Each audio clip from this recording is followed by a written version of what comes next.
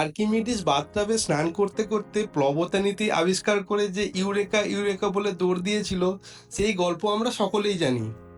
আজকের ভিডিওতে আমি বলবো এমনই 5টি ভুলবশত আবিষ্কার নিয়ে। প্রথম হলো পটেটো চিপস।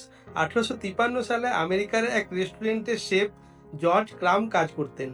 তো একদিন এক ক্রেতা কমপ্লেন করলেন যে আপনার পটেটো ফ্রাইগুলো খুব মোটা হচ্ছে। তারপর রেগে গিয়ে ক্রাম আলুগুলোকে খুব পাতলা করে কেটে তেলে ভেজে দিলেন, যেন পাতলা আলু কেউ পছন্দ না করে। কিন্তু অবাক করার মতো ব্যাপার হলো এটাই যে কাস্টমাররা এই নতুন খাবারটাকে দারুণ পছন্দ করে ফেললেন। আর এভাবেই জন্ম নিল আমাদের প্রিয় পটেটো চিপস। দ্বিতীয় হলো দেশলাই কাঠি। 1826 সালে ইংল্যান্ডের এক কেমিস্ট জন ওয়াকার কাঠের লাঠি ব্যবহার করে রাসায়নিক পরীক্ষা করতেন।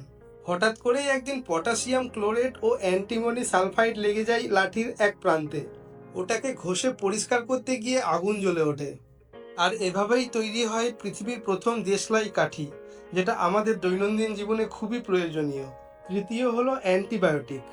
আলেকজান্ডার ফ্লেমিং 1928 সালে ছুটিতে যাওয়ার আগে তার ল্যাবে ব্যাকটেরিয়ার কিছু স্যাম্পেল এক ডিশে রেখে যান। দুর্ঘটনাবশত একটি ডিশ খোলা রয়ে গিয়েছিল।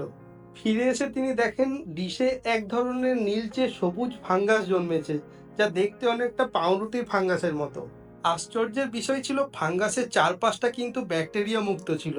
আর ফ্লেমিং বুঝতে পারেন যে এই ফাঙ্গাস ব্যাকটেরিয়াকে ধ্বংস করেছে। পরে এই ফাঙ্গাসটিকে পেনিসিলিয়াম নামে চিহ্নিত করা হয় এবং অ্যান্টিবায়োটিক হিসাবে ব্যবহার করা হয়। 4 নম্বর হলো মাইক্রোওয়েভ ওভেন। দ্বিতীয় বিশ্বযুদ্ধের সময় আমেরিকার এক ইঞ্জিনিয়ার পার্সি স্পেন্সার র্যাডার নিয়ে কাজ করছিলেন। হঠাৎ লক্ষ্য করলেন তার পকেটে থাকা একটা চকলেট গলে গেছে। তারপর তিনি পরীক্ষা করে দেখলেন ওই র্যাডার থেকে আসা মাইক্রোওয়েভ খাবার গরম করতে পারে।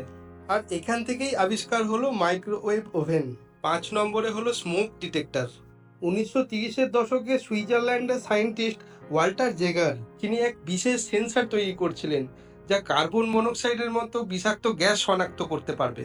তার ধারণা ছিল যদি বিষাক্ত গ্যাস ওই সেন্সরের ভেতরে ঢোকে, তবে সেটি আয়োনাইজড বায়ুর সাথে বিক্রিয়া করবে এবং ইলেকট্রিক কারেন্টের পরিবর্তন হবে।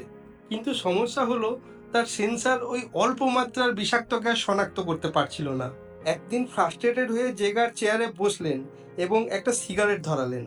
হঠাৎ তিনি লক্ষ্য করলেন তার ডিভাইসে কারেন্টের পরিবর্তন ঘটেছে এবং সেটা সিগারেটের ধোঁয়ার জন্য।